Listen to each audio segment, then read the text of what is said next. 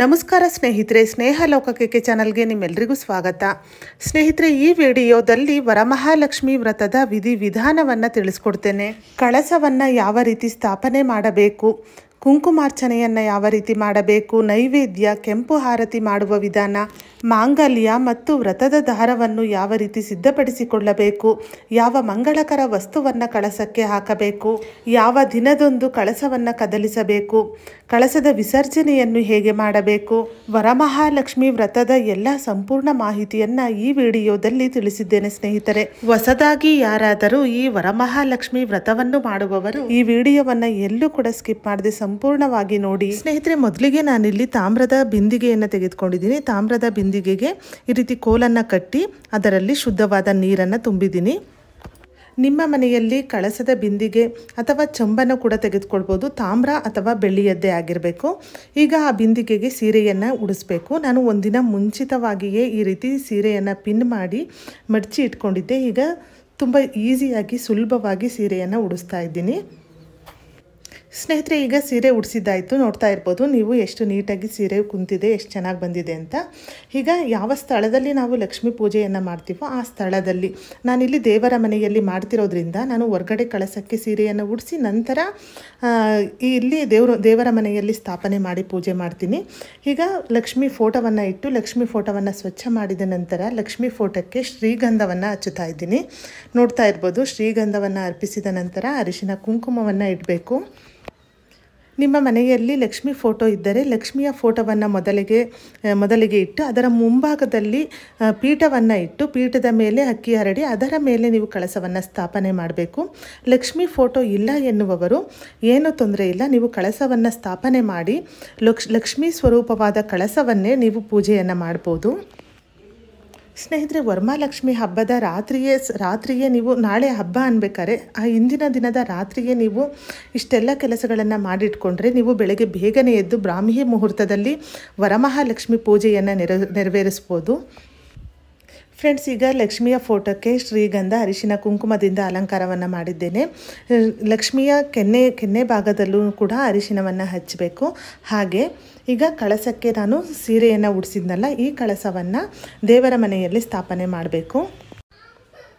ಸ್ನೇಹಿತರೆ, ಈಗ ಕಳಸಕ್ಕೂ ಕೂಡ ಶ್ರೀಗಂಧ ಅರಿಶಿನ ಕುಂಕುಮವನ್ನು ಇಡ್ತಾ ಇದ್ದೀನಿ. ನೋಡ್ತಾ ಇರ್ಬೋದು, ಶ್ರೀಗಂಧ ಇಟ್ಟ ನಂತರ ಅರಿಶಿನ ಕುಂಕುಮವನ್ನು ಅರ್ಪಿಸಿ ನಂತರ ಲಕ್ಷ್ಮಿಯ ಫೋಟೋದ ಮುಂಭಾಗದಲ್ಲಿ ಒಂದು ಪೀಠವನ್ನು ಸಿದ್ಧಪಡಿಸಿಕೊಂಡು ಪೀಠದ ಮೇಲೆ ಒಂದು ಬೆಳ್ಳಿ ಅಥವಾ ತಾಮ್ರದ ತಟ್ಟೆಯನ್ನು ತೆಗೆದುಕೊಳ್ಬೇಕು. ನಾನಿಲ್ಲಿ ಬೆಳ್ಳಿ ತಟ್ಟೆಯ ಒಳಗೆ ಸ್ವಲ್ಪ ಅಕ್ಕಿಯನ್ನು ಹರಡ್ತಾ ಇದ್ದೀನಿ. ನೋಡ್ತಾ ಇರ್ಬೋದು, ಅಕ್ಕಿಯನ್ನು ಹಾಕಿ ಆ ಅಕ್ಕಿಯಲ್ಲಿ ಅಷ್ಟದಳ ರಂಗೋಲಿಯನ್ನು ಬಿಡಿಸ್ಬೇಕು. ಅಷ್ಟದಳ ರಂಗೋಲಿಯನ್ನು ಬಿಡಿಸಿದ ನಂತರ ಆ ಕಳಸದ ಬಿಂದಿಗೆಯನ್ನು ಈ ಅಷ್ಟದಳ ಪದ್ಮ ರಂಗೋಲಿಯ ಮೇಲೆ ಆ ಕಳಸದ ಬಿಂದಿಗೆಯನ್ನು ಇಡಬೇಕು. ಸ್ನೇಹಿತರೆ, ಅದಕ್ಕಿಂತ ಮುಂಚೆ ಆ ರಂಗೋಲಿಗೆ ಅರಿಶಿನ ಕುಂಕುಮವನ್ನು ಅರ್ಪಿಸಿ ನಂತರ ಆ ಕಳಸದ ಬಿಂದಿಗೆಯನ್ನು ಆ ರಂಗೋಲಿಯ ಮೇಲೆ ಇಡಬೇಕಾಗುತ್ತೆ. ಸ್ನೇಹಿತರೆ, ನಾನು ಇಲ್ಲಿ ನಮ್ಮ ಮನೆಯ ಪದ್ಧತಿಯ ಪ್ರಕಾರ ನಾನು ಈ ವರಮಹಾಲಕ್ಷ್ಮಿ ಹಬ್ಬವನ್ನು ಆಚರಣೆ ಮಾಡುತ್ತಿದ್ದೇನೆ. ನಿಮ್ಮ ಮನೆಯ ಪದ್ಧತಿಯ ಪ್ರಕಾರ ನೀವು ಯಾವ ರೀತಿ ಮಾಡ್ತೀರೋ ಆ ರೀತಿ ಈ ವರಮಹಾಲಕ್ಷ್ಮಿ ಹಬ್ಬವನ್ನು ನೆರವೇರಿಸಿ. ಈಗ ಕಳಸದ ಬಿಂದಿಗೆಗೆ ಉಡಿಸಿದ್ನಲ್ಲ ಆ ಸೀರೆನ ನಾನು ಇಲ್ಲಿ ರೆಡಿ ಮಾಡ್ಕೊತಾ ಇದ್ದೀನಿ. ನೆರಿಗೆ ಎಲ್ಲ ಕರೆಕ್ಟಾಗಿ ಇಟ್ಕೊಂಡು ಅಲ್ಲಿಗೆ ಪಿನ್ ಮಾಡ್ತಾ ಇದ್ದೀನಿ. ನೀವು ದೇವರ ಮನೆ ದೊಡ್ಡದಾಗಿದ್ದರೆ ಅಲ್ಲೇ ನೀವು ಸೀರೆಯನ್ನು ಉಡಿಸಿ ಕಳಸವನ್ನು ಸ್ಥಾಪನೆ ಮಾಡ್ಬೋದು. ಇಲ್ಲಿ ನಮ್ಮ ಮನೆಯಲ್ಲಿ ದೇವರ ಮನೆ ಚಿಕ್ಕದಿರೋದ್ರಿಂದ ನಾನು ಹೊರಗೆ ಒಂದು ಟೇಬಲ್ ಮೇಲೆ ಆ ಕಳಸದ ಬಿಂದಿಗೆಗೆ ಸೀರೆಯನ್ನು ಉಡಿಸಿ ನಂತರ ಅಕ್ಕಿಯ ಮೇಲೆ ಆ ರಂಗೋಲಿಯ ಮೇಲೆ ಈ ಕಳಸದ ಬಿಂದಿಗೆಯನ್ನು ಇಟ್ಟಿದ್ದೀನಿ. ನೋಡ್ತಾ ಇರ್ಬೋದು ನೀವು ಇವಾಗ ಯಾವ ರೀತಿ ಕಾಣಿಸ್ತಿದೆ ಅಂತ. ನಂತರ ನಾನು ಇಲ್ಲಿ ಇನ್ನೊಂದು ಪೀಠವನ್ನು ಸಿದ್ಧ ಮಾಡ್ಕೊತಾ ಇದ್ದೀನಿ. ಪೀಠದ ಮೇಲೆ ಗಣೇಶನನ್ನು ಸ್ಥಾಪನೆ ಮಾಡಬೇಕು. ಯಾವುದೇ ಪೂಜೆ ವ್ರತ ಆಗಿರ್ಬೋದು, ಮೊದಲಿಗೆ ಗಣೇಶನನ್ನು ಪೂಜಿಸಿದ ನಂತರವೇ ಪೂಜೆ ಮಾಡಬೇಕು. ಆದ್ದರಿಂದ ಮೊದಲಿಗೆ ಗಣೇಶನ ವಿಗ್ರಹವನ್ನು ಸ್ಥಾಪನೆ ಮಾಡ್ತಾ ಇದ್ದೀನಿ. ಒಂದು ಪೀಠದ ಮೇಲೆ ಗಣೇಶನ ವಿಗ್ರಹವನ್ನು ಇಟ್ಟು ಗಣೇಶನಿಗೂ ಕೂಡ ಶ್ರೀಗಂಧವನ್ನು ಇಡ್ತಾ ಇದ್ದೀನಿ. ನೋಡ್ತಾ ಇರ್ಬೋದು, ಯಾವುದೇ ಪೂಜೆ ಆಗಲಿ ಮೊದಲು ಗಣೇಶನಿಗೆ ಪೂಜೆ ಮಾಡಿದ ನಂತರವೇ ನಾವು ಪೂಜೆ ಮಾಡಬೇಕು. ಸ್ನೇಹಿತರೆ, ಗಣೇಶನ ವಿಗ್ರಹ ಅಥವಾ ಫೋಟೋ ಇಲ್ಲ ಎನ್ನುವವರು ನೀವು ಅರಿಶಿನದಿಂದ ಉಂಡೆ ಮಾಡಿ ಆ ಅರಿಶಿನಕ್ಕೆ 21 ಗರಿಕೆ ಹುಲ್ಲನ್ನು ಇಟ್ಟು ಅದನ್ನು ಗಣೇಶನ ರೂಪದಲ್ಲಿ ಪೂಜೆ ಮಾಡ್ಬೋದು. ಇಲ್ಲ ಎನ್ನುವವರು ಹಸುವಿನ ಸಗಣಿ ಸಿಗುವುದಾದರೆ ನಿಮ್ಮ ಮನೆಯ ಅಕ್ಕಪಕ್ಕದಲ್ಲಿ ಎಲ್ಲಾದರೂ ಹಸು ಇದ್ದರೆ ಹಸುವಿನ ಸಗಣಿ ಸಿಗುವವರು ಹಸುವಿನ ಸಗಣಿಯ ಉಂಡೆಯನ್ನು ತೆಗೆದುಕೊಂಡು ಅದನ್ನು ಕೂಡ ಗಣೇಶನ ರೂಪದಲ್ಲಿ ಮೊದಲಿಗೆ ಗಣೇಶನನ್ನು ಪೂಜೆ ಮಾಡಿ ನಂತರ ಪೂಜೆ ಮಾಡ್ಬೋದು. ಈಗ ನಾನು ಗಣೇಶನಿಗೆ ತಿಲಕವನ್ನು ಅರ್ಪಿಸ್ತಾ ಇದ್ದೀನಿ, ನೋಡ್ತಾ ಇರ್ಬೋದು. ಸ್ನೇಹಿತರೆ, ಈಗ ನಾನು ಅಮ್ಮನವರಿಗೆ ತಾಳಿಯನ್ನು ಸಿದ್ಧ ಮಾಡ್ಕೊತಾ ಇದ್ದೀನಿ. ತಾಳಿ ಇರುವುದಾದರೆ ಚಿನ್ನದ್ದು ನಿಮ್ಮ ಮನೆಯಲ್ಲಿ ಲಕ್ಷ್ಮಿಗೆ ಅಂತಲೇ ತಾಳಿ ಇದ್ದರೆ ಆ ಲಕ್ಷ್ಮಿಗೆ ನೀವು ಅರ್ಪಿಸ್ಬೋದು. ತಾಳಿ ಇಲ್ಲ ಎನ್ನುವವರು ಅರಿಶಿನದ ಕೊಂಬಿನಿಂದ ತಾಳಿಯನ್ನು ತಯಾರಿಸಿ ಅದನ್ನು ಲಕ್ಷ್ಮೀ ದೇವಿಗೆ ಲಕ್ಷ್ಮಿಯ ಕಳಸಕ್ಕೆ ಕಟ್ಟಬೇಕಾಗುತ್ತೆ. ನೋಡ್ತಾ ಇರ್ಬೋದು ನೀವು. ಈಗ ಅರಿಶಿನ ಕೊಂಬು ಕೌಲೊಡೆದಿರುತ್ತಲ್ಲ ಆ ರೀತಿಯಾದಂತಹ ಒಂದು ಅರಿಶಿನ ಕೊಂಬನ್ನು ತೆಗೆದುಕೊಳ್ಬೇಕು. ಒಂದಾದರೂ ಕೌಲು ಒಡೆದಿರ್ಬೇಕಾ ಒಂದು ಅರಿಶಿನ ಕೊಂಬಲ್ಲಿ. ನೋಡಿ, ಅರಿಶಿನದ ಕೊಂಬನ್ನು ತೆಗೆದುಕೊಂಡು ಈಗ ಅಂಗನೂಲನ್ನು ತೆಗೆದುಕೊಂಡಿದ್ದೀನಿ. ಅಂಗನೂಲನ್ನು 5 ಎಳೆಯಾಗಿ ಮಾಡಿಟ್ಕೊಂಡಿದ್ದೀನಿ. ನೋಡ್ತಾ ಇರ್ಬೋದು. 5 ಎಳೆಯ ಅಂಗನೂಲನ್ನು ತೆಗೆದುಕೊಂಡು ಆ ಅಂಗನೂಲನ್ನು ಈ ರೀತಿ ನೀರಲ್ಲಿ ಡಿಪ್ ಮಾಡಬೇಕು. ನೋಡಿ, ನೀರಲ್ಲಿ ಒದ್ದೆ ಮಾಡಿಕೊಂಡು ಅರಿಶಿನದಲ್ಲಿ ಈ ರೀತಿ ಡಿಪ್ ಮಾಡಿದ್ರೆ ಅದೆಲ್ಲನೂ ಸ್ಪ್ರೆಡ್ ಆಗುತ್ತೆ. ಆ ದಾರಕ್ಕೆ ಈ ರೀತಿ ದಾರಕ್ಕೆ ಅರಿಶಿನ ಎಲ್ಲ ಸ್ಪ್ರೆಡ್ ಆಗಬೇಕು. ಆ ರೀತಿಯಾಗಿ ನೀವು ಈ ದಾರವನ್ನು ತಯಾರು ಮಾಡ್ಕೋಬೇಕು. 5 ಎಳೆಯ ದಾರವನ್ನು ತೆಗೆದುಕೊಂಡಿದ್ದೀನಿ ನಾನಿಲ್ಲಿ, ನೋಡ್ತಾ ಇರ್ಬೋದು. ಸ್ನೇಹಿತರೆ, ತಾಳಿಯನ್ನು ತಯಾರು ಮಾಡಬೇಕಾದ್ರೆ ಮುಖ್ಯವಾದ ಮಾಹಿತಿ ನೆನಪಲ್ಲಿ ಇಟ್ಕೋಬೇಕು. ಕೌಲು ಹೊಡೆದಿರೋ ಅಂಥದ್ದೇ ಒಂದು ಅರಿಶಿನದ ಕೊಂಬನ್ನು ನೀವು ತೆಗೆದುಕೊಳ್ಬೇಕು. ಯಾವುದೇ ರೀತಿಯಾಗಿ ಸ್ಟ್ರೈಟ್ ಆಗಿರುತ್ತಲ್ಲ ಕೌಲು, ಯಾವುದೋ ಒಂದು ಕೌಲೂ ಇರಲ್ಲ ಆ ಅರಿಶಿನದ ಕೊಂಬಲ್ಲಿ, ಸ್ಟ್ರೈಟ್ ಆಗಿರುತ್ತೆ. ಆ ರೀತಿಯಾದಂತಹ ಕೊಂಬನ್ನು ತೆಗೆದುಕೊಡೋಕ್ಕೆ ಹೋಗಬೇಡಿ. ಈ ರೀತಿ ಕೌಲು ಹೊಡೆದಿರೋ ಅಂಥದ್ದೇ ನೀವು ತಾಳಿಯಾಗಿ ಮಾಡ್ಕೋಬೇಕು. ಈಗ ಅರಿಶಿನದ ಕೊಂಬನ್ನು ತೆಗೆದುಕೊಂಡು ಅದಕ್ಕೆ 3 ಗಂಟನ್ನು ಹಾಕ್ತಾಯಿದ್ದೀನಿ. ನೋಡ್ತಾ ಇರ್ಬೋದು ನೀವು. 3 ಗಂಟನ್ನು ಹಾಕಿ ರೆಡಿ ಮಾಡಿ ಇಟ್ಕೊತಾ ಇದ್ದೀನಿ. 5 ಎಳೆಯ ದಾರವನ್ನು ತೆಗೆದುಕೊಂಡು ಅದಕ್ಕೆ ಅರಿಶಿನವನ್ನು ಹಚ್ಚಿ ಅರಿಶಿನದ ಕೊಂಬಿಗೆ 3 ಗಂಟುಗಳನ್ನು ಹಾಕೋಬೇಕು. ಈಗ ಮಾಂಗಲ್ಯ ರೆಡಿ ಆಗುತ್ತೆ. ನಂತರ ಅರಿಶಿನದ ಕೊಂಬಿಗೆ ಅರಿಶಿನ ಮತ್ತು ಕುಂಕುಮವನ್ನು ಇಡಬೇಕು. ನೋಡಿ, ಈ ರೀತಿ ಅರಿಶಿನ ಕುಂಕುಮವನ್ನು ಇಟ್ಟು ಮಾಂಗಲ್ಯವನ್ನು ರೆಡಿ ಮಾಡಿ ಇಟ್ಕೋಬೇಕು. ನೋಡಿ, ಈ ರೀತಿ ಮಾಂಗಲ್ಯವನ್ನು ರೆಡಿ ಮಾಡಿ ಇಟ್ಕೊಂಡ್ರೆ ನೀವು ಪೂಜೆ ಮಾಡಬೇಕಾದ್ರೆ ಸರಳವಾಗಿ ತುಂಬ ಈಸಿಯಾಗಿ ನೀವು ಪೂಜೆಯನ್ನು ನೆರವೇರಿಸ್ಬೋದು. ಯಾವುದೇ ರೀತಿ ಗಡಿಬಿಡಿ ಇರೋದಿಲ್ಲ. ನೀವು ಒಂದು ವರಮಹಾಲಕ್ಷ್ಮಿ ಹಬ್ಬದ ಹಿಂದಿನ ದಿನವೇ ರಾತ್ರಿ ಸಮಯದಲ್ಲೇ ಇದನ್ನೆಲ್ಲನೂ ನೀವು ರೆಡಿ ಮಾಡಿಟ್ಕೊಂಡ್ರೆ ಹಬ್ಬದ ದಿನ ಬ್ರಾಹ್ಮಿ ಮುಹೂರ್ತದಲ್ಲಿ ಈಸಿಯಾಗಿ ಪೂಜೆ ಮಾಡ್ಬೋದು. ಸ್ನೇಹಿತರೆ, ಈಗ ನಾನು ಅಕ್ಷತೆಯನ್ನು ರೆಡಿ ಮಾಡ್ಕೊತಾ ಇದ್ದೀನಿ. ಅಕ್ಷತೆಗೆ ಸ್ವಲ್ಪ ಅಕ್ಕಿಯನ್ನು ತೆಗೆದುಕೊಂಡಿದ್ದೀನಿ. ನೋಡ್ತಾ ಇರ್ಬೋದು. ಅಕ್ಕಿಯನ್ನು ತೆಗೆದುಕೊಂಡು ಅದಕ್ಕೆ ಅರಿಶಿನವನ್ನು ಹಾಕಬೇಕು. ಸಾಮಾನ್ಯವಾಗಿ ಅಕ್ಷತೆ ಮಾಡೋರು ನೀರನ್ನು ಹಾಕಿ ಅದನ್ನು ಅಕ್ಷತೆಯಾಗಿ ಮಾಡ್ಕೊತಾರೆ. ನೀರನ್ನು ಹಾಕೋದಕ್ಕೆ ಹೋಗಬೇಡಿ. ಸ್ನೇಹಿತರೆ, ಮೊದಲಿಗೆ ಅಕ್ಕಿಯನ್ನು ತೆಗೆದುಕೊಂಡು ಅದಕ್ಕೆ ಅರಿಶಿನವನ್ನು ಹಾಕ್ತಾ ಇದ್ದೀನಿ. ನೋಡಿ, ಎಷ್ಟು ಬೇಕೋ ಅಷ್ಟು ಅರಿಶಿನವನ್ನು ಹಾಕಿ ನಂತರ ಇದಕ್ಕೆ ತುಪ್ಪವನ್ನು ಹಾಕ್ತಾ ಇದ್ದೀನಿ ನಾನು. ನೋಡಿ, ತುಪ್ಪ ಇಲ್ಲ ಅನ್ನೋರು ಎಣ್ಣೆ ಆದರೂ ಹಾಕಿ ನೀವು ಅಕ್ಷತೆಯನ್ನು ತಯಾರು ಮಾಡ್ಕೋಬೇಕು. ತುಪ್ಪ ಹಾಕಿದ್ರೆ ತುಂಬ ಶ್ರೇಷ್ಠ ಅಕ್ಷತೆಗೆ. ನೋಡಿ, ತುಪ್ಪವನ್ನು ಹಾಕಿ ಚೆನ್ನಾಗಿ ಇದನ್ನು ಕೈಯಲ್ಲಿ ಕಲಿಸ್ಕೋಬೇಕು. ಸ್ವಲ್ಪ ತುಪ್ಪ ಹಾಕಿದ್ರೆ ಸಾಕು, ಅಕ್ಕಿಗೆಲ್ಲ ಸ್ಪ್ರೆಡ್ ಆಗುತ್ತೆ. ಈ ಅಕ್ಷತೆಯನ್ನು ನೀವು ಎಷ್ಟೇ ದಿನ ಒಂದು ಬಾಕ್ಸಲ್ಲಿ ಸ್ಟೋರ್ ಮಾಡಿಟ್ಕೊಂಡ್ರೂ ಕೆಡೋದಿಲ್ಲ. ನಾವು ತುಪ್ಪವನ್ನು ಹಾಕಿರೋದ್ರಿಂದ ಕೆಡೋ ಚಾನ್ಸಸ್ಸು ಕಮ್ಮಿ ಇರುತ್ತೆ. ನೀರನ್ನು ಹಾಕಿದ್ರೆ ಏನಾಗುತ್ತೆ ಅಂದರೆ ಬೇಗ ಆ ಅಕ್ಷತೆ ಕೆಡುತ್ತೆ. ಹಾಗೆ ತುಪ್ಪವನ್ನು ಹಾಕಿ ಅಕ್ಷತೆಯನ್ನು ಮಾಡೋದು ತುಂಬಾ ಶ್ರೇಷ್ಠವಾದದ್ದು. ನೋಡಿ, ಈಗ ಅಕ್ಷತೆಯನ್ನು ಕೂಡ ರೆಡಿ ಮಾಡಿಟ್ಕೊಂಡಿದ್ದೀನಿ. ಈಗ ಅಕ್ಷತೆಯನ್ನು ಕೂಡ ಸಿದ್ಧ ಮಾಡ್ಕೊಂಡ್ವಿ. ನಂತರ ಈಗ ಕಳಸಕ್ಕೆ ಕಾಯಿಯನ್ನು ಇಡಬೇಕು. ಆ ತೆಂಗಿನಕಾಯಿ ಹೇಗಿರಬೇಕು ಅಂತ ತೋರಿಸ್ತಾ ಇದ್ದೀನಿ ನೋಡಿ. ಈ ರೀತಿಯಾಗಿ ಉದ್ದ ಜುಟ್ಟಿರೋದು ತಗೊಳ್ಳಿ. ಹಾಗೆ ಕಣ್ಣುಗಳು ಕಾಣಿಸ್ಬಾರ್ದು ಆ ರೀತಿಯಾದಂತಹ ತೆಂಗಿನಕಾಯಿಯನ್ನೇ ತೆಗೆದುಕೊಳ್ಬೇಕು ಕಳಸಕ್ಕೆ. ನೋಡಿ, ಈ ರೀತಿಯಾಗಿ ಕಣ್ಣುಗಳು ಬಿಟ್ಟಿರೋ ಅಂಥ ತೆಂಗಿನಕಾಯಿಯನ್ನು ತೆಗೆದುಕೊಳ್ಳೋಕೆ ಹೋಗಬೇಡಿ. ನೋಡಿ, ಈ ರೀತಿಯಾದಂಥ ನೋಡಿ ಕಣ್ಣು ನೋಡ್ತಾ ಇರ್ಬೋದು ನೀವು. ಆ ಕಣ್ಣಿರೋ ಅಂಥ ತೆಂಗಿನಕಾಯಿಯನ್ನು ಕಳಸಕ್ಕೆ ಇಡಬಾರ್ದು. ಕಣ್ಣು ಕಾಣಿಸ್ಬಾರ್ದು ಆ ರೀತಿಯಾದಂತಹ ತೆಂಗಿನಕಾಯಿಯನ್ನು ತೆಗೆದುಕೊಂಡು ಆ ಬಿಂದಿಗೆ ಬಾಯಿಗೆ ಹಿಡಿಯುತ್ತಾ ಇರುವಂಥ ಒಂದ್ಸಲಿ ನೀವು ಚೆಕ್ ಮಾಡಿಕೊಂಡು ಆ ತೆಂಗಿನಕಾಯಿಯನ್ನು ತೆಗೆದುಕೊಳ್ಳಿ. ಈಗ ತೆಂಗಿನಕಾಯಿಗೆ ಅರಿಶಿನವನ್ನು ಹಚ್ಚಬೇಕು. ನೋಡಿ, ಒಂದು ಪ್ಲೇಟ್ ತೆಗೆದುಕೊಂಡಿದ್ದೀನಿ. ಅದಕ್ಕೆ ಅರಿಶಿನದ ಪೌಡರನ್ನು ಹಾಕ್ತಾ ಇದ್ದೀನಿ. ಈಗ ಆ ಅರಿಶಿನಕ್ಕೆ ಸ್ವಲ್ಪ ನೀರನ್ನು ಹಾಕಿ ಅದನ್ನು ಪೇಸ್ಟಾಗಿ ಮಾಡ್ಕೊತಾ ಇದ್ದೀನಿ. ನೋಡ್ತಾ ಇರ್ಬೋದು. ಸ್ವಲ್ಪ ನೀರು ಹಾಕಿ ಅದನ್ನು ಪೇಸ್ಟಾಗಿ ಮಾಡಿಕೊಂಡು ಆ ತೆಂಗಿನಕಾಯಿಗೆ ಹಚ್ಕೋಬೇಕು. ನೋಡಿ, ತೆಂಗಿನಕಾಯಿಗೆ ಸುತ್ತಲೂ ಅರಿಶಿನವನ್ನು ಹಚ್ಚಬೇಕು. ಆ ಜುಟ್ಟಿಗೂ ಸಮೇತವಾಗಿ ಅರಿಶಿನವನ್ನು ಸ್ಪ್ರೆಡ್ ಮಾಡ್ಕೋಬೇಕು ಈ ರೀತಿ. ಸ್ನೇಹಿತರೆ, ಈಗ ಕಳಸದ ಕಾಯನ್ನು ಕೂಡ ರೆಡಿ ಮಾಡಿಟ್ಕೊಂಡಿದ್ದೀನಿ. ನೋಡ್ತಾ ಇರ್ಬೋದು, ಒಂದು ಚೂರು ಗ್ಯಾಪ್ ಇಲ್ದಂಗೆ ಅರಿಶಿನವನ್ನು ಹಚ್ಚಿ ರೆಡಿ ಮಾಡಿಟ್ಕೊಂಡಿದ್ದೀನಿ. ಈಗ ಇದಕ್ಕೆ ತಿಲಕವನ್ನು ಹಚ್ಚಬೇಕು. ತಿಲಕವನ್ನು ಯಾವ ರೀತಿ ಹಚ್ಚಬೇಕು ಅಂತ ತೋರಿಸ್ತೀನಿ ನೋಡಿ. ಒಂದು ಶೀಟನ್ನು ತೆಗೆದುಕೊಳ್ಬೇಕು. ಆ ಶೀಟನ್ನು ಈ ರೀತಿ ಮಡಚಿಡಬೇಕು. ನೋಡಿ, ಈ ರೀತಿ ಸಮನಾಗಿ ಮಡಚಿ ಅದರ ಮೇಲೆ ತಿಲಕವನ್ನು ಬರೆದು ಅದನ್ನು ಕಟ್ ಮಾಡ್ಕೋಬೇಕು.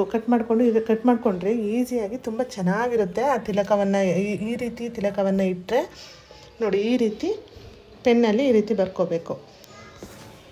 ಒಂದು ಶುದ್ಧವಾದ ಪೇಪರನ್ನು ತೆಗೆದುಕೊಳ್ಳಿ. ಬರೆದಿರೋ ಅಂಥದ್ದು ಯಾವುದಾದ್ರೂ ಪೇಪರನ್ನು ತೆಗೆದುಕೊಂಡು ಈ ತಿಲಕವನ್ನು ಇಡಬೇಡಿ. ಶುದ್ಧವಾದ ಹೊಸ ಒಂದು ಶೀಟನ್ನು ತೆಗೆದುಕೊಂಡು ಪೆನ್ನಲ್ಲಿ ಈ ರೀತಿ ತಿಲಕವನ್ನು ಬರೀಬೇಕು. ನೋಡಿ, ಈ ಥರ ನಾಮ ಥರ ಬರೆದು ನೋಡಿ, ನೋಡ್ತಾ ಇರ್ಬೋದು ನೀವು. ಈ ರೀತಿ ಬರೆದು ಇದನ್ನು ನಾವು ಯಾವ ರೀತಿ ಬರೆದಿರ್ತೀವೋ ಅದೇ ರೀತಿಯಾಗಿ ಕತ್ರಿ ಸಹಾಯದಿಂದ ಕಟ್ ಮಾಡ್ಕೋಬೇಕು.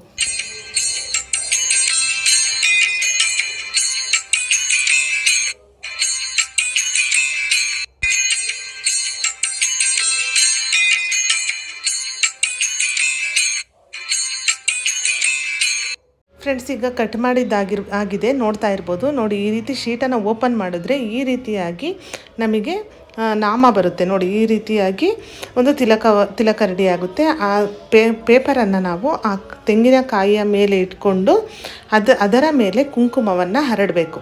ನೋಡಿ, ತೆಂಗಿನಕಾಯಿಯನ್ನು ಎಲ್ಲಿ ಇಡಬೇಕು ನೋಡಿಕೊಂಡು ನೀವು ಆ ಪೇಪರನ್ನು ತೆಂಗಿನಕಾಯಿಯ ಮೇಲಿಟ್ಟು ಕುಂಕುಮವನ್ನು ಹರಡಿದ್ರೆ ತಿಲಕ ತುಂಬಾ ಚೆನ್ನಾಗಿ ಕಾಣುತ್ತೆ.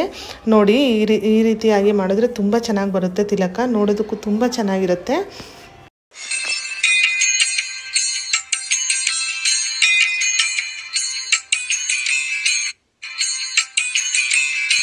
ಸ್ನೇಹಿತರೆ, ಈಗ ತಿಲಕವನ್ನು ಇಟ್ಟಿದ್ದಾಯಿತು. ನಿಧಾನವಾಗಿ ಆ ಪೇಪರನ್ನು ತೆಗೆದ್ರೆ ಈ ರೀತಿಯಾಗಿ ತಿಲಕ ಬರುತ್ತೆ. ಈಗ ತೆಂಗಿನಕಾಯಿ ಕೂಡ ನಾವು ರೆಡಿ ಮಾಡಿಟ್ಕೊಂಡಿದ್ದೀವಿ ಕಳಸಕ್ಕೆ.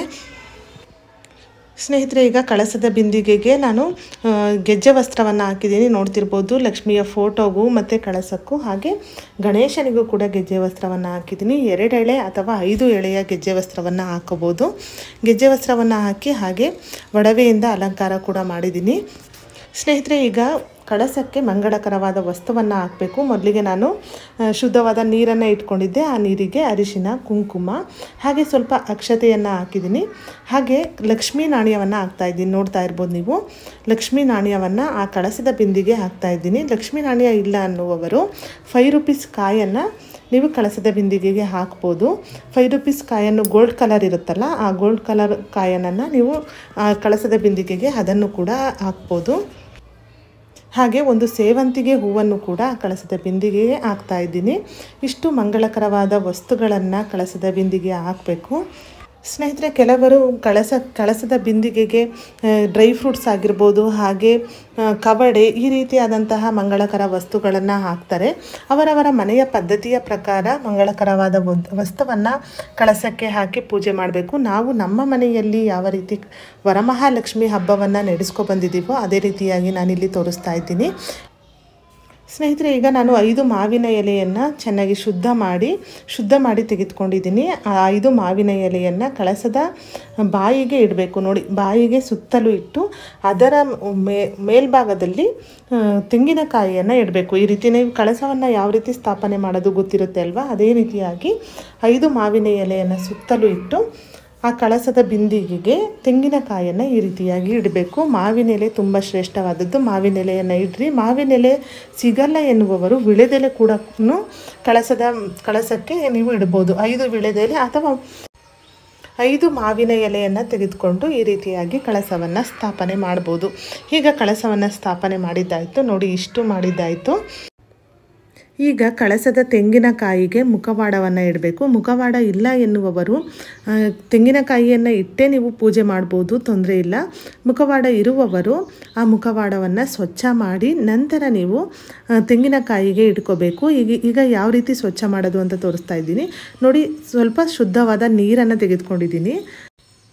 ಆ ನೀರಿಗೆ ಸ್ವಲ್ಪ ಗೋವನ್ನು ಹಾಕಿ ಆ ನೀರಿಂದ ನಾನು ಲಕ್ಷ್ಮಿಯ ಮುಖವಾಡವನ್ನು ಸ್ವಚ್ಛ ಮಾಡಿ ನಂತರ ಈ ಕಳಸದ ಒಂದು ತೆಂಗಿನಕಾಯಿಗೆ ಹಾಕ್ತಾ ಇದ್ದೀನಿ. ನೋಡ್ತಾ ಇರ್ಬೋದು, ಗೋವು ಅಥವಾ ಗಂಗಾಜಲ ಇದ್ದರೆ ಗಂಗಾಜಲವನ್ನು ಕೆಲವರು ಗಂಗಾಜಲದಿಂದ ಕೂಡ ಸ್ವಚ್ಛ ಮಾಡ್ತಾರೆ. ನಾನಿಲ್ಲಿ ಹಸುವಿನ ಗೋವಿನಿಂದ ಮುಖವಾಡವನ್ನು ಸ್ವಚ್ಛ ಮಾಡಿದ್ದೀನಿ. ಅಂದರೆ ನೀರಿಗೆ ಸ್ವಲ್ಪ ಗೋವನ್ನು ಸಿಂಪಡಿಸಿ ಅದರಿಂದ ಸ್ವಚ್ಛ ಮಾಡಿ ನಂತರ ತೆಂಗಿನಕಾಯಿಗೆ ಈ ರೀತಿಯಾಗಿ ಮುಖವಾಡವನ್ನು ಇಟ್ಟಿದ್ದೀನಿ. ನೋಡ್ತಾ ಇರ್ಬೋದು. ಮೊದಲಿಗೆ ಈಗ ಮುಖವಾಡಕ್ಕೂ ಕೂಡ ಶ್ರೀಗಂಧವನ್ನು ಹಚ್ತಾ ಇದ್ದೀನಿ.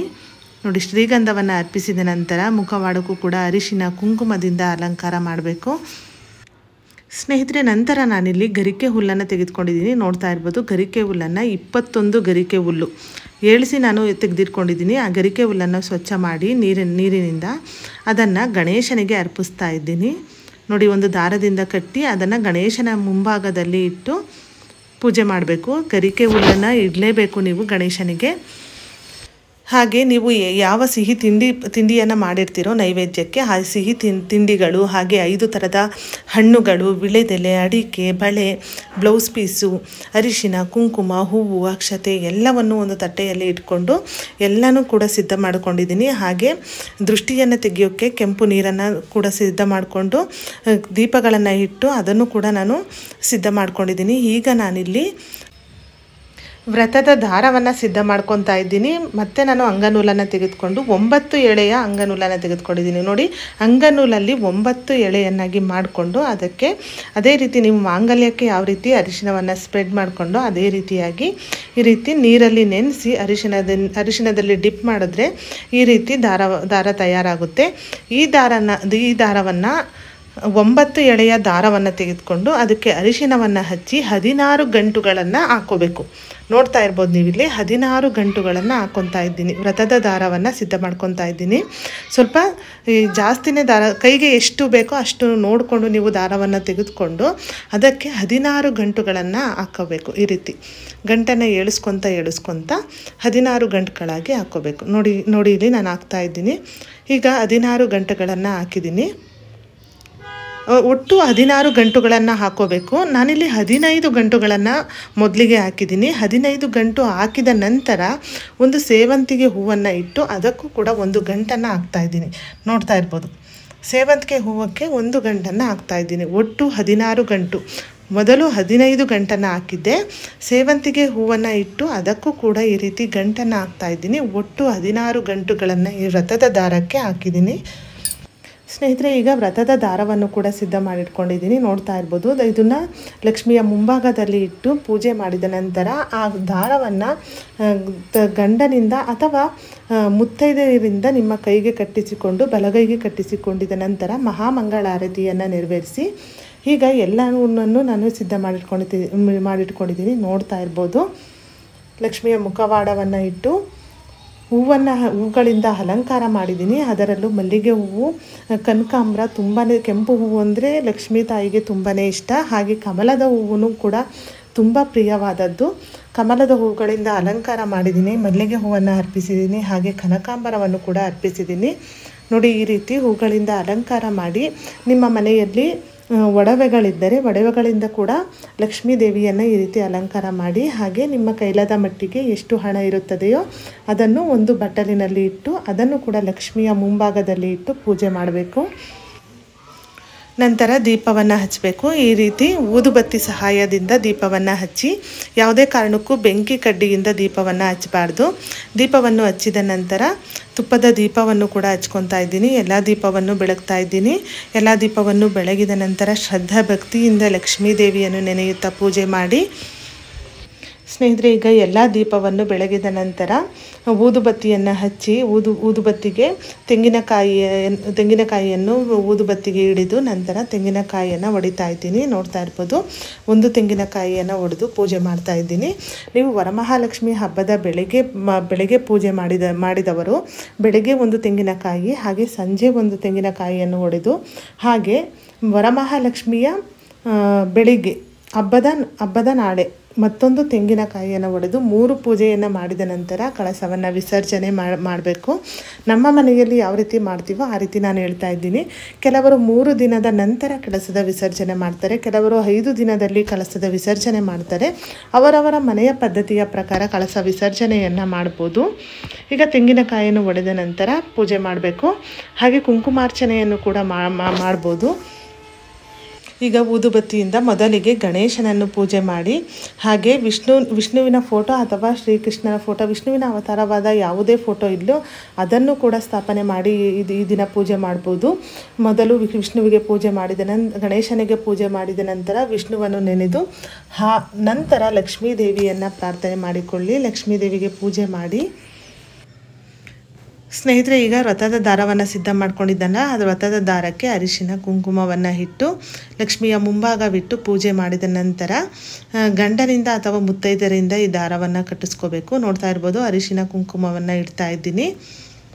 ಪೂಜೆಯ ನಂತರ ಊದುಬತ್ತಿ ಬೆಳಗಿದ ನಂತರ ಈ ಅರಿಶಿನದ ದಾರವನ್ನು ಕೈಗೆ ಕಟ್ಟಿಸಿಕೊಂಡು ನಂತರ ನೀವು ಒಂದು ಮಹಾಮಂಗಳಾರತಿಯನ್ನು ಮಾಡಬೇಕು. ನೋಡಿ, ಈ ರೀತಿಯಾಗಿ ಬಲಗೈಗೆ ದಾರವನ್ನು ಕಟ್ಟಿಸ್ಕೊಂಡಿದ್ದೀನಿ, ನೋಡ್ತಾ ಇರ್ಬೋದು.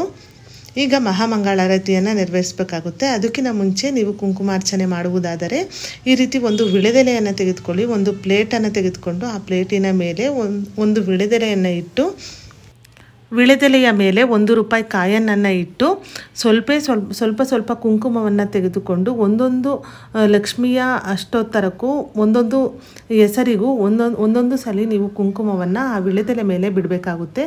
ನೋಡಿ, ಅಷ್ಟೋತ್ತರವನ್ನು ಪಠಿಸುತ್ತಾ ಹೆಬ್ಬೆರಳು ಮತ್ತು ಉಂಗುರದ ಬೆರಳಿನಿಂದ ಕುಂಕುಮವನ್ನು ತೆಗೆದುಕೊಂಡು ಈ ರೀತಿ ವಿಳೆದೆಲೆಯ ಮೇಲೆ ಈ ರೀತಿ ಬಿಡಬೇಕು.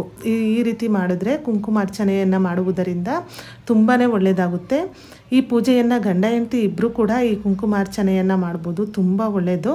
ನೋಡಿ, ಈ ರೀತಿಯಾಗಿ ಸ್ವಲ್ಪ ಕುಂಕುಮವನ್ನು ಒಂದೊಂದು ಹೆಸರು ಹೇಳ್ಕೊಂಡು ಈ ರೀತಿಯಾಗಿ ಕುಂಕುಮವನ್ನು ವಿಳೆದೆಲೆ ಮೇಲೆ ಬಿಡ್ತಾ ಕುಂಕುಮಾರ್ಚನೆಯನ್ನು ನೆರವೇರಿಸಬೇಕು. ಲಕ್ಷ್ಮಿಯ ಅಷ್ಟೋತ್ತರ ವರಮಹಾಲಕ್ಷ್ಮಿ ಪುಸ್ತಕ ಇರುತ್ತೆ, ಅದರಲ್ಲೂ ಕೂಡ ಲಕ್ಷ್ಮಿಯ ಅಷ್ಟೋತ್ತರ ಇರುತ್ತೆ. ಇಲ್ಲಾಂದರೆ ಮೊಬೈಲಲ್ಲಿ, ಈಗ ಮೊಬೈಲ್ಗಳಲ್ಲಿ ಕೂಡ ಒಂದು ಗೂಗಲಲ್ಲಿ ಕೂಡ ಲಕ್ಷ್ಮಿಯ ಅಷ್ಟೋತ್ತರ ಅಂತ ನೀವು ಟೈಪ್ ಮಾಡಿದ್ರೆ ಲಕ್ಷ್ಮಿಯ ಅಷ್ಟೋತ್ತರ ಬರುತ್ತೆ. ಅದರಿಂದ ನೀವು ಹೇಳ್ಕೊಂಡು ಕೂಡ ನೀವು ಈ ಕುಂಕುಮಾರ್ಚನೆಯನ್ನು ಮಾಡ್ಬೋದು. ಇಲ್ಲಾಂದರೆ ಹೇಳೋದಕ್ಕೆ ಬರಲ್ಲ, ನಿಮಗೆ ಅಷ್ಟು ಸ್ಪಷ್ಟವಾಗಿ ಬರೋಲ್ಲ ಅನ್ನೋರು ನೀವು ಒಂದು ಅಷ್ಟೋತ್ತರದ ವಿಡಿಯೋವನ್ನು ಹಾಕ್ಕೊಂಡು ಒಂದೊಂದು ಹೆಸರಿಗೂ ಸ್ವಲ್ಪ ಕುಂಕುಮವನ್ನು ಈ ರೀತಿ ಬಿಡ್ತಾ ಕುಂಕುಮಾರ್ಚನೆಯನ್ನು ನೆರವೇರಿಸ್ಕೋಬೋದು. ಸ್ನೇಹಿತರೆ, ಕುಂಕುಮಾರ್ಚನೆ ಮುಗಿದ ನಂತರ ಆ ಕುಂಕುಮವನ್ನು ಲಕ್ಷ್ಮಿಯ ಮುಂಭಾಗದಲ್ಲಿ ಈ ರೀತಿ ಮುಂದೆನೇ ಇಟ್ಟು ನಂತರ ನೀವು ಮಹಾಮಂಗಳಾರತಿಯನ್ನು ಮಾಡ್ಕೋಬೇಕು. ನೋಡಿ, ಮಹಾಮಂಗಳಾರತಿಯನ್ನು ಮಾಡ್ತಾ ಇದ್ದೀನಿ. ಈಗ ತುಪ್ಪದ ದೀಪವನ್ನು ಬೆಳಗಿದ ನಂತರ ಕರ್ಪೂರವನ್ನು ಬೆಳಗಿ ಲಕ್ಷ್ಮಿಯ ಮಂತ್ರಗಳನ್ನು, ಲಕ್ಷ್ಮಿಯ ಹಾಡನ್ನು ಪಠಿಸುತ್ತಾ ಮಹಾಮಂಗಳಾರತಿಯನ್ನು ಮಾಡ್ಕೊಳ್ಳಿ. ಲಕ್ಷ್ಮೀ ದೇವಿಗೆ ನೈವೇದ್ಯವಾಗಿ ಸಿಹಿ ತಿಂಡಿಗಳು ಹಾಗೆ ಹಣ್ಣುಗಳನ್ನು ಅರ್ಪಿಸಿ ಶ್ರದ್ಧಾ ಭಕ್ತಿಯಿಂದ ಪೂಜೆ ಮಾಡಬೇಕು. ಹಾಗೆ ಸಿಹಿ ತಿಂಡಿಗಳು ಅಂದರೆ ಅಂಗಡಿಯಿಂದ ತಂದು ನೀವು ಪೂಜೆ ಮಾಡ್ತೀರಲ್ಲ, ಆ ರೀತಿ ಮಾಡೋದಕ್ಕೆ ಹೋಗಬೇಡಿ. ನೀವು ಮನೆಯಲ್ಲೇ ನಿಮ್ಮ ಕೈಲಾದ ಮಟ್ಟಿಗೆ ಒಂದು ಚಿಕ್ಕ ಒಂದು ಪ್ರಸಾದ ರೂಪದಲ್ಲಿ ಏನಾದರೂ ಒಂದು ತಯಾರಿಸಿ, ಒಂದು ಬೆಲ್ಲದ ಅನ್ನವಾಗಿರ್ಬೋದು, ಹೋಳಿಗೆ ಆಗಿರ್ಬೋದು, ಯಾವುದೇ ಒಂದು ಸಿಹಿ ತಿಂಡಿಯನ್ನು ಮಾಡಿ ನೀವು ಲಕ್ಷ್ಮೀ ದೇವಿಗೆ ಅರ್ಪಿಸಿ. ಹಾಗೆ ಅದನ್ನು ಶ್ರದ್ಧಾ ಭಕ್ತಿಯಿಂದ ಆ ಪ್ರಸಾದವನ್ನು ತಯಾರಿಸಿ, ಹಾಗೆ ಮಡಿಯಿಂದ ಆ ಪ್ರಸಾದವನ್ನು ತಯಾರು ಮಾಡಿ ಲಕ್ಷ್ಮಿಗೆ ಅರ್ಪಿಸಿ ಪೂಜೆ ಮಾಡಿ. ಯಾವುದೇ ಕಾರಣಕ್ಕೂ ಅಂಗಡಿಯಿಂದ ತಂದ ಒಂದು ನೈವೇದ್ಯವನ್ನು ಅರ್ಪಿಸಬೇಡಿ. ಸ್ನೇಹಿತರೆ, ಪೂಜೆ ಎಲ್ಲ ಮಾಡಿದ ನಂತರ ಪ್ರಸಾದವನ್ನು ಸ್ವೀಕರಿಸಿ ಹಾಗೆ ಮನೆ ಮಂದಿಗೆಲ್ಲ ಪ್ರಸಾದವನ್ನು ನೀಡಿ, ಹಾಗೆ ಸಂಜೆಯ ಸಮಯದಲ್ಲಿ ನಿಮ್ಮ ಮನೆಯ ಅಕ್ಕಪಕ್ಕದ ಮುತ್ತೈದೆಯರನ್ನು ಮನೆಗೆ ಕರೆದು ಅವರಿಗೆ ಅರಿಶಿನ, ಕುಂಕುಮ, ಹೂವು ಹಾಗೆ ತಾಂಬೂಲವನ್ನು ನೀಡಿ, ಮೊದಲು ಮುತ್ತೈದೆಯರಿಗೆ ಅರಿಶಿನ, ಕುಂಕುಮ, ಹೂವನ್ನು ಕೊಟ್ಟ ನಂತರ ತಾಂಬೂಲವನ್ನು ಕೊಡಬೇಕು. 2 ವಿಳೆದೆಲೆ, ಅಡಿಕೆ ಹಾಗೆ ಬಾಳೆಹಣ್ಣು, 2 ಬಾಳೆಹಣ್ಣನ್ನೇ ಕೊಡಿ, ಒಂದನ್ನು ಇಡೋದಕ್ಕೆ ಹೋಗಬೇಡಿ ತಾಂಬೂಲಕ್ಕೆ. 2 ಬಾಳೆಹಣ್ಣು, ಅಡಿಕೆ, ವಿಳೆದೆಲೆ ಹಾಗೆ ಬ್ಲೌಸ್ ಪೀಸು, ನಿಮ್ಮ ಕೈಲಾದ ಮಟ್ಟಿಗೆ ಬ್ಲೌಸ್ ಪೀಸ್ ಆಗಿರ್ಬೋದು, ಸೀರೆ ಆಗಿರ್ಬೋದು, ನಿಮ್ಮ ಕೈಲಾದ ಮಟ್ಟಿಗೆ ನೀವು ತಾಂಬೂಲವನ್ನು ನೀಡ್ಬೋದು. ಹಾಗೆ ಕಡಲೆ ಹಿಟ್ಟಿಂದ ಮಾಡಿರೋ ಸಿಹಿ ತಿಂಡಿ ಆಗಿರ್ಬೋದು, ಹಾಗೆ ಸಿಹಿ ಅವಲಕ್ಕಿ ಆಗಿರ್ಬೋದು, ಯಾವುದಾದ್ರೂ ಒಂದು ಪ್ರಸಾದವನ್ನು ಕೂಡ ನೀವು ಬಂದ ಮುತ್ತೈದೆಯರಿಗೆ ನೀವು ಕೊಡ್ಬೋದು ಒಂದು ಪ್ಯಾಕ್ ಮಾಡಿ. ಸ್ನೇಹಿತರೆ, ನಿಮ್ಮ ಮನೆಯ ಅಕ್ಕಪಕ್ಕದ ಎಲ್ಲ ಮುತ್ತೈದೆಯರನ್ನು ಕರೆದು ಅವರಿಗೆ ಅರಿಶಿನ ಕುಂಕುಮ ತಾಂಬೂಲವನ್ನು ನೀಡಿದ ನಂತರ ಅವರೆಲ್ಲ ಮನೆಗೆ ಹೋದ ನಂತರ ನೀವು ಲಕ್ಷ್ಮೀ ದೇವಿಗೆ ದೃಷ್ಟಿಯನ್ನು ತೆಗಿಬೇಕು. ನೋಡಿ, ದೃಷ್ಟಿ ತೆಗೆಯೋದಕ್ಕೆ ಒಂದು ಪ್ಲೇಟನ್ನು ತೆಗೆದುಕೊಂಡಿದ್ದೀನಿ. ಪ್ಲೇಟಿಗೆ ಸ್ವಲ್ಪ ಶುದ್ಧವಾದ ನೀರನ್ನು ಹಾಕಿದ್ದೀನಿ.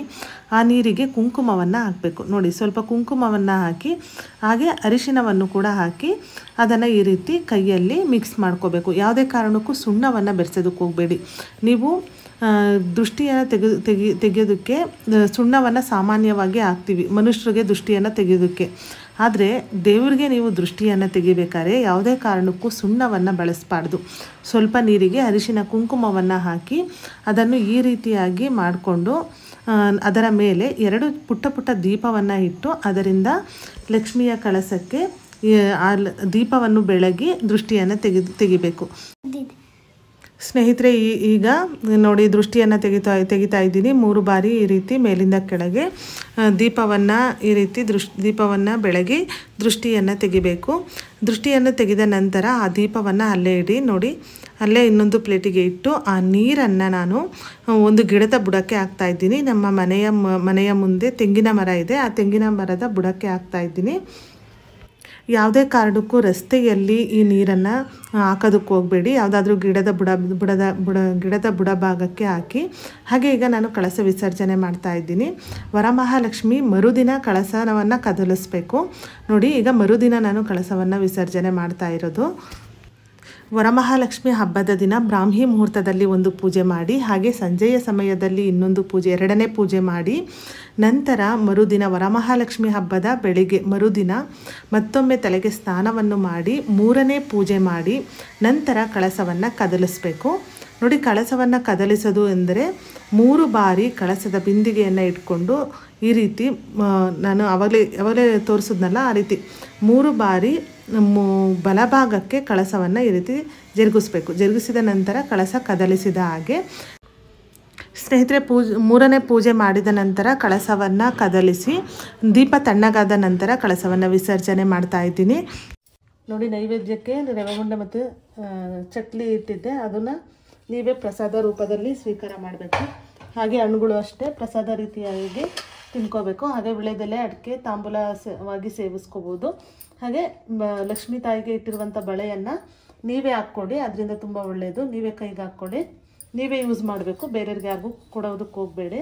ಹಾಗೆ ಕುಂಕುಮಾರ್ಚನೆ ಮಾಡಿರ್ತೀರಲ್ಲ, ಆ ಕುಂಕುಮವನ್ನು ಹಾಗೆ ಇಟ್ಕೊಳ್ಳಿ. ಡೈಲಿ ನೀವು ನಿಮ್ಮ ಮನೆಗೆ ಹಚ್ಚುತ್ತಿದ್ರೆ ಈ ಕುಂಕುಮವನ್ನು ಒಂದು ಪಾಸಿಟಿವ್ ಎನರ್ಜಿ ಅನ್ನೋದು ಬರುತ್ತೆ. ಇದರಿಂದ ತುಂಬಾ ಒಳ್ಳೆಯದಾಗುತ್ತೆ. ಹಾಗೆ ಲಕ್ಷ್ಮೀ ತಾಯಿಗೆ ಪೂಜೆ ಮಾಡಬೇಕಾದ್ರೆ ನಾವು ತೆಂಗಿನಕಾಯಿಯನ್ನು ಒಡೆದಿರ್ತೀವಲ್ಲ, 3 ಪೂಜೆ ಮಾಡಿದ್ದೆ, 3 ತೆಂಗಿನಕಾಯಿಯನ್ನು ಒಡೆದಿದ್ದೀನಿ. ನೋಡಿ, ಇದನ್ನು ನೀವು ಅಡುಗೆಗೆ ಯೂಸ್ ಮಾಡಬೇಕು. ಯಾವುದೇ ಕಾರಣಕ್ಕೂ ನಾನ್ ವೆಜ್ ಮಾಡ್ತೀರಲ್ಲ ಅದಕ್ಕೆ ಯೂಸ್ ಮಾಡಬಾರ್ದು ಈ ತೆಂಗಿನಕಾಯನ್ನು. ಈಗ ಈ ಕಾಯಿನೂ ತೆಗಿತಾ ಇದ್ದೀನಿ ನಾನು. ಇನ್ನು ಲಕ್ಷ್ಮೀ ತಾಯಿ ಮುಂದೆ ಹಣವನ್ನು ಇಟ್ಟಿರ್ತೀವಲ್ಲ ಅದನ್ನು ಯೂಸ್ ಮಾಡ್ಕೋಬೋದು. ಸ್ನೇಹಿತರೆ, ಗಣಪತಿಯನ್ನು ಪ್ರತಿಷ್ಠಾಪನೆ ಮಾಡಿರ್ತೀವಲ್ಲ, ಗಣಪತಿಗೆ ಇಟ್ಟಿರುವಂಥ ಗರಿಕೆ ಹುಲ್ಲು, ಹಾಗೆ ಹೂವು, ಗೆಜ್ಜೆ ವಸ್ತ್ರ ಎಲ್ಲನೂ ಒಂದು ಪ್ಲೇಟ್ಗೆ ತೆಗೆದಿಟ್ಕೊತೀನಿ. ನೋಡಿ, ಇದನ್ನು ಅಲ್ಲೂ ಇಲ್ಲೂ ಹಾಕೋದಕ್ಕೆ ಹೋಗಬೇಡಿ. ಯಾರು ತುಳಿದಂಥ ಜಾಗದಲ್ಲೇ ಹಾಕಬೇಕು. ಈಗ ಎಲ್ಲನೂ ತೆಗಿತಾ ಇದ್ದೀನಿ ನಾನು. ಇದನ್ನು ಬಾಳೆಹಣ್ಣನ್ನು ಪ್ರಸಾದ ರೀತಿಯಾಗಿ ಸೇವನೆ ಮಾಡಬೇಕು. ಈಗ ಎಲ್ಲ ಒಂದು ಪ್ಲೇಟಿಗೆ ಇಟ್ಕೊತಾ ಇದ್ದೀನಿ. ದೇವ್ರಿಗೆ ಹಾಕಿರೋ ಹೂವು ಆಗಿರ್ಬೋದು, ಗರಿಕೆ, ಗೆಜ್ಜೆ ವಸ್ತ್ರ ಎಲ್ಲನೂ ಒಂದು ಪ್ಲೇಟ್ಗೆ ತೆಗೆದಿಟ್ಕೊಳ್ಳೋಣ. ಅಕ್ಷತೆ ಎಲ್ಲ ಹಾಕಿರ್ತೀವಲ್ಲ ಪೂಜೆ ಮಾಡ್ಬೇಕಾದ್ರೆ, ಆ ಅಕ್ಷತೆ ಎಲ್ಲನೂ ಕೂಡ ಈ ರೀತಿ ಬಾಚ್ಕೊಂಡು ಆ ಪ್ಲೇಟ್ಗೆ ಹಾಕ್ಕೊಳ್ಳೋಣ. ಯಾವುದೇ ಕಾರಣಕ್ಕೂ ಡಸ್ಟ್ಬಿನ್ಗೆ ಹಾಕೋದಕ್ಕೆ ಹೋಗಬೇಡಿ ಈ ಅಕ್ಷತೆಯನ್ನು. ಇನ್ನು ಕಳಸವನ್ನು ಕದಲಿಸ್ತೀವಲ್ಲ, ಕದಲಿಸಿದ ನಂತರ ದೀಪ ತಣ್ಣಗಾದ ನಂತರ ಕಳಸವನ್ನು ವಿಸರ್ಜನೆ ಮಾಡಬೇಕು. ಇನ್ನೂ ಸ್ವಲ್ಪ ಬೇಗ ಮಾಡಬೇಕು ನಾವು ಅಂತ ಅನ್ನೋರು, ದೀಪ ತಣ್ಣಗಾಗಿದ್ದಂಥ ನಂತರ ಮಾಡೋದಕ್ಕಾಗಲ್ಲ, ಟೈಮ್ ಇಲ್ಲ ಅನ್ನೋರು, ನೀವು ಮುಂಚೆನೇ ಮಾಡಬೇಕು ಅನ್ನೋಂಗಿದ್ರೆ ಉರಿತಿದ್ರೆ ದೀಪವನ್ನು ಆರಿಸೋದಕ್ಕೆ ಹೋಗಬೇಡಿ. ಹಾಗೆ ದೀಪವನ್ನು ಬಿಟ್ಟು ಕಳಸವನ್ನು ನೀವು ವಿಸರ್ಜನೆ ಮಾಡ್ಕೋಬೋದು. ದೀಪ ಮಾತ್ರ ನೀವೇ ಆರಿಸೋದಕ್ಕೆ ಹೋಗಬೇಡಿ. ಅದಾಗದೆ ತಣ್ಣಗಾದ ನಂತರವೇ ನೀವು ದೀಪವನ್ನು ತೆಗೆದಿಡಬೇಕು. ಈಗ ಲಕ್ಷ್ಮೀ ತಾಯಿಗೆ ಅರ್ಪಿಸಿರ್ತೀವಲ್ಲ ಹೂವು ಎಲ್ಲ ತೆಗೆದುಕೊಳ್ಳೋಣ. ಇದನ್ನೆಲ್ಲ ಒಂದು ಪ್ಲೇಟ್ಗೆ ಹಾಕ್ತಾ ಇದ್ದೀನಿ. ನೋಡಿ, ಬಿಚ್ಚಬೇಕಾದ್ರೆ ನಿಧಾನವಾಗಿ, ಅರ್ಜೆಂಟಾಗಿ ಮಾಡೋದಕ್ಕೆ ಹೋಗಬೇಡಿ.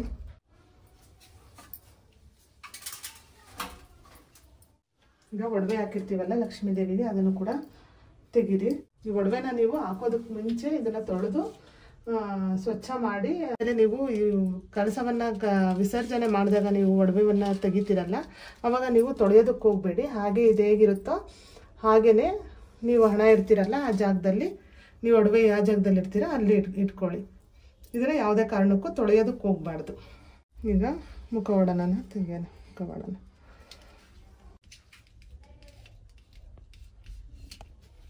ಮುಖವಾಡ ತೆಗೆದಾದ ನಂತರ ಇದನ್ನು ಚೆನ್ನಾಗಿ ನೀರಲ್ಲಿ ತೊಳೆದು ಶುದ್ಧವಾದಂತಹ ಬಟ್ಟೆಯಲ್ಲಿ ಮುಖವಾಡವನ್ನು ಒರೆಸಿ ನೀವು ಹಣ ಇಡೋ ಜಾಗದಲ್ಲಿ ಈ ಮುಖವಾಡವನ್ನು ಇಡಬೇಕು. ಮತ್ತು ನೀವು ಲಕ್ಷ್ಮೀ ಪೂಜೆ ಯಾವಾಗ ಮಾಡ್ತೀರೋ ಆವಾಗ ಇದನ್ನು ತೆಗಿಬೇಕಾಗುತ್ತೆ. ಈಗ ಕಳ್ಸಕ್ಕಿಟ್ಟಿರುವಂಥ ತೆಂಗಿನಕಾಯನ್ನು ತೆಗೆದು, ಹಾಗೆ ಮಾವಿನ ಎಲೆ,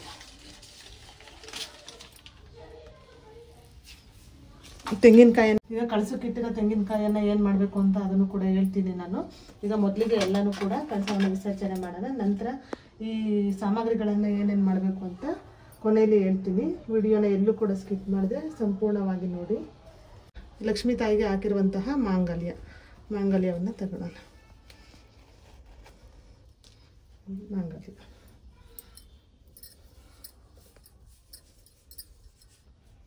ಕಳಸಕ್ಕೆ ಉಡ್ಸಿರೋಂಥ ಸೀರೆನ ನಿಧಾನವಾಗಿ ಬಿಚ್ಕೊಳ್ಳಿ. ಸ್ನೇಹಿತರೆ, ಕಳಸಕ್ಕೆ ಉಡ್ಸಿರೋಂಥ ಸೀರೆ ಎಲ್ಲ ಈಗ ತೆಗೆದಿದ್ದೀನಿ. ಹಾಗೆ ನಾನು ಕೃಷ್ಣನ ಕೂಡ ಪ್ರತಿಷ್ಠಾಪನೆ ಮಾಡಿ ಪೂಜೆ ಮಾಡಿದ್ದೆ. ಈಗ ಕೃಷ್ಣಂಗೆ ಹಾಕಿರೋ ಹೂವು ಹಾಗೆ ಗೆಜ್ಜೆ ವಸ್ತ್ರವನ್ನು ಕೂಡ ತೆಗೆದುಕೊಳ್ಳೋಣ. ಹಾಗೆ ಕೃಷ್ಣನ ಕೆಳಗೆ ನಾನು ಅಕ್ಕಿಯನ್ನು ಹರಡಿ ಅದ್ರ ಮೇಲೆ ನಾನು ಕೃಷ್ಣನ ವಿಗ್ರಹವನ್ನು ಪ್ರತಿಷ್ಠಾಪನೆ ಮಾಡಿದ್ದೆ. ಈ ಅಕ್ಕಿನೂ ಸಹ ತೆಗೆದುಕೊತೀನಿ. ಈಗ ಕಳಸದ ಬಿಂದಿಗೆ ನೀರನ್ನು ತೆಗೆದುಕೊಳ್ಳೋಣ. ಹಾಗೆ ಅಕ್ಕಿನ ಇದರಲ್ಲೇ ಹಾಕ್ತೀನಿ ನಾನು. ಆ ಅಕ್ಕಿಯನ್ನು ಈಗ ಕಳಸಕ್ಕೆ ಹಾಕಿರ್ತೀವಲ್ಲ ನೀರು, ಈ ನೀರಲ್ಲಿ ಲಕ್ಷ್ಮಿಯ ಕಾಯನ್ನು ಹಾಕಿರ್ತೀವಿ, ಅದನ್ನು ತೆಗೆದುಕೋಬೇಕು. ನೀವು 5 ರೂಪೀಸ್ ಕಾಯನ್ನು ಹಾಕಿದರೆ ಅದನ್ನು ಕೂಡ ತೆಗೆದುಕೊಳ್ಳಿ. ಕೆಲವರು ಚಿನ್ನದ ಉಂಗುರ, ಚಿನ್ನದ ವಾಲೆ ಏನಾದರೂ ಹಾಕಿರ್ತಾರೆ, ಚಿನ್ನದ ವಸ್ತುಗಳನ್ನ, ಅದನ್ನು ಕೂಡ ನೀವು ತೆಗೆದುಕೊಂಡು ಈ ನೀರನ್ನು ಮೊದಲಿಗೆ ನಾವು ಮನೆಗೆಲ್ಲ ಪ್ರೋಕ್ಷಣೆ ಮಾಡಬೇಕು. ಪ್ರೋಕ್ಷಣೆ ಮಾಡಿದ ನಂತರವೇ ಈ ನೀರನ್ನು ನೀವು ಗಿಡದ ಬುಡಕ್ಕೆ ಹಾಕಬೇಕು. ಈಗ ಮನೆಗೆಲ್ಲ ಈ ರೀತಿ ಪ್ರೋಕ್ಷಣೆ ಮಾಡಬೇಕು. ಈ ಪ್ರೋಕ್ಷಣೆ ಮಾಡೋದ್ರಿಂದ ಮನೆಗೆ ಒಂದು ನೆಗೆಟಿವ್ ಎನರ್ಜಿ ಅನ್ನೋದು ತೊಲಗಿ ಪಾಸಿಟಿವ್ ಎನರ್ಜಿ ಅನ್ನೋದು ಹೆಚ್ಚಾಗುತ್ತೆ ಮನೆಗೆ. ಸ್ನೇಹಿತರೆ, ಈಗ ತೆಂಗಿನಕಾಯಿ ಇಟ್ಟಿದ್ವಲ್ಲ ಕಳಸಕ್ಕೆ, ಈ ತೆಂಗಿನಕಾಯಿನ ಈ ಅರಿಶಿನ ಎಲ್ಲ ತೊಳೆದ್ಬಿಟ್ಟು ತೆಂಗಿನಕಾಯಿನ ಇದನ್ನು ಸಿಹಿ ಅಡುಗೆ ಮಾಡಿ ಮನೆಯಲ್ಲೆಲ್ಲ ಪ್ರಸಾದ ರೀತಿಯಾಗಿ ಸ್ವೀಕಾರ ಮಾಡಬೇಕು. ಹಾಗೆ ಅಕ್ಕಿ ಹಾಕಿರ್ತೀವಲ್ಲ ಕಳಸದ ಕೆಳಗೆ, ಅಕ್ಕಿನೂ ಅಷ್ಟೇ, ಇದನ್ನು ಅಷ್ಟೇ ಸಿಹಿ ಪದಾರ್ಥ ಮಾಡಿ ಸೇವನೆ ಮಾಡಬೇಕು. ಈ ಕಾಯಿ ಮತ್ತು ಅಕ್ಕಿಯನ್ನು ಸೇರಿ ಒಂದು ಸಿಹಿ ಪೊಂಗಲ್ ಮಾಡಿಬಿಟ್ಟು ಮನೆಯಲ್ಲೆಲ್ಲ ಸೇವನೆ ಮಾಡಿದ್ರೆ ತುಂಬ ಒಳ್ಳೆಯದು. ಈ ಕಾಯಿ ಮತ್ತು ಅಕ್ಕಿ ಇರೋವರೆಗೂ ನೀವು ಮನೆಯಲ್ಲಿ ನಾನ್ ವೆಜ್ ಮಾಡಬಾರ್ದು. ಅದಕ್ಕಿಂತ ಮುಂಚೆ ನೀವು ಇದನ್ನು ಪ್ರಸಾದ ರೀತಿಯಲ್ಲಿ ಸೇವನೆ ಮಾಡಿದ ನಂತರವೇ ನೀವು ನಾನ್ ವೆಜ್ಜನ್ನು ಮನೆಯಲ್ಲಿ ಮಾಡಬೇಕಾಗುತ್ತೆ. ಇನ್ನು ಮಾಂಗಲ್ಯವನ್ನು ಕಟ್ಟಿರ್ತೀವಲ್ಲ ಲಕ್ಷ್ಮೀ ದೇವಿಗೆ, ಈ ಮಾಂಗಲ್ಯವನ್ನು ಎಲ್ಲೂ ಹಾಕೋದಕ್ಕೆ ಹೋಗಬೇಡಿ. ನಿಮ್ಮ ಮನೆಯಲ್ಲಿ ತುಳಸಿ ಗಿಡ ಇದ್ದರೆ ಆ ತುಳಸಿ ಗಿಡದ ಬುಡದಲ್ಲಿ ಸ್ವಲ್ಪ ಮಣ್ಣನ್ನು ತೆಗೆದು ಆ ಮಣ್ಣಿಗೆ ಹಾಕಿ ಮುಚ್ಚಿರಿ. ತುಳಸಿಗೆ ಕಟ್ಟೋದಕ್ಕೆ ಹೋಗ್ಬೇಡ್ರಿ, ಯಾಕಂದರೆ ನವೆಂಬರ್ ತಿಂಗಳಲ್ಲಿ ಇನ್ನೇನು ತುಳಸಿ ಹಬ್ಬ ಬರುತ್ತೆ. ತುಳಸಿ ಹಬ್ಬದ ದಿನ ನಾವು ತುಳಸಿ ತಾಯಿಗೆ ಮಾಂಗಲ್ಯವನ್ನು ಕಟ್ಟಬೇಕು. ಅದರಿಂದ ಈ ಮಾಂಗಲ್ಯವನ್ನು ನೀವು ಮಣ್ಣಲ್ಲಿ ಮುಚ್ಚಬೇಕಾಗುತ್ತೆ. ಈಗ ತುಳಸಿ ಗಿಡದ ಬುಡದಲ್ಲಿ ಇದನ್ನು ಹಾಕೋಣ. ಮಣ್ಣನ್ನು ತೆಗೆದು ಇದನ್ನು ಮಾಂಗಲ್ಯವನ್ನು ಇದರಲ್ಲಿ ಹಾಕಿ ಮುಚ್ಚಬೇಕು. ನೀವು ಹಂಗೆ ಬುಡಕ್ಕೆ ಹಾಕ್ಬಿಟ್ರೆ ಏನಾಗುತ್ತೆ ಅಂದರೆ ಚಿಕ್ಕ ಮಕ್ಕಳು ಇರ್ತಾವೆ ಮನೆಯಲ್ಲಿ, ಆ ಮಕ್ಕಳು ಇದನ್ನು ತೆಗೆದು ಆ ಕಡೆ ಈ ಕಡೆ ಎಸೆಯೋ ಚಾನ್ಸಸ್ ಇರುತ್ತೆ. ಅದರಿಂದ ಈ ರೀತಿ ಮಣ್ಣಲ್ಲಿ ಮುಚ್ಚಬೇಕು.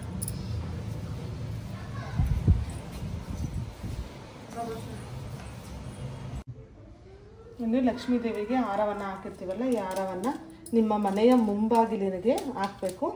ಇದು ಒಣಗಿದ ನಂತರವೇ ನೀವು ಯಾವುದಾದ್ರೂ ಒಂದು ಗಿಡದ ಬುಡಕ್ಕೆ ಯಾರು ತುಳಿದೇ ಇರೋಂಥ ಜಾಗದಲ್ಲಿ ಹಾಕಬೇಕು. ಈಗ ಮನೆಯ ಮುಂಬಾಗಿಲಿಗೆ ಹಾಕೋಣ. ಇನ್ನು ಗೆಜ್ಜೆ ವಸ್ತ್ರ, ಈ ಗೆಜ್ಜೆ ವಸ್ತ್ರನ ನೀರಲ್ಲಿ ನೆನೆಸಿ ಒದ್ದೆ ಮಾಡಿಬಿಟ್ಟು ಗಿಡದ ಬುಡಕ್ಕೆ ಹಾಕ್ಬೇಕು. ಯಾವುದಾದ್ರೂ ಒಂದು ಗಿಡದ ಬುಡಕ್ಕೆ ಹಂಗೆ ಹಾಕಿದ್ರೆ ಏನಾಗುತ್ತೆ ಅಂದರೆ ವೆಯ್ಟ್ ಇರಲ್ವಲ್ಲ, ಇದು ಜೋರಾಗಿ ಗಾಳಿ ಬಂದುಬಿಟ್ರೆ ಎಲ್ಲಾದರೂ ಹೋಗಿ ಬೀಳೋ ಚಾನ್ಸಸ್ ಇರುತ್ತೆ, ಯಾರಾದರೂ ತುಳಿಯೋ ಚಾನ್ಸಸ್ ಇರುತ್ತೆ. ಅದರಿಂದ ಈ ರೀತಿ ಒದ್ದೆ ಮಾಡಿ ಗಿಡದ ಬುಡಕ್ಕೆ ಹಾಕಿ ಈಗ ಈ ವಸ್ತು ಎಲ್ಲ ಹೂವು ಆಗಿರ್ಬೋದು, ಗೆಜ್ಜೆ ವಸ್ತ್ರ, ಮಾವಿನ ಎಲೆ ಎಲ್ಲವನ್ನು ಕೂಡ ಯಾವುದಾದ್ರೂ ಒಂದು ಗಿಡದ ಬುಡಕ್ಕೆ ಹಾಕಬೇಕು. ಆದಷ್ಟು ನಿಮ್ಮ ಮನೆಯ ಅಕ್ಕಪಕ್ಕದಲ್ಲಿ ಎಕ್ಕದ ಗಿಡ ಇದ್ದರೆ ಎಕ್ಕದ ಗಿಡದ ಬುಡಕ್ಕೆ ಹಾಕಿ, ಇಲ್ಲ ಅನ್ನೋರು ತೆಂಗಿನ ಮರ ಬುಡ ಆಗಿರ್ಬೋದು, ಯಾವ ಮರ ಆದರೂ ಆಗಿರ್ಬೋದು, ಯಾರು ತುಳಿದೇ ಇರೋಂಥ ಜಾಗಕ್ಕೆ ಈ ವಸ್ತುವನ್ನು ಹಾಕಬೇಕು. ಕಸದ ನೀರು ಮನೆಗೆಲ್ಲ ಪ್ರೋಕ್ಷಣೆ ಮಾಡಿದ ನಂತರ ಇದನ್ನು ಕೂಡ ನಿಮ್ಮ ಮನೆಯ ಮುಂಬಾಗಿಲಲ್ಲಿ ತುಳಸಿ ಗಿಡ ಇರುತ್ತಲ್ಲ, ಆ ತುಳಸಿ ಗಿಡಕ್ಕೆ ಈ ನೀರನ್ನು ಹಾಕಬೇಕು.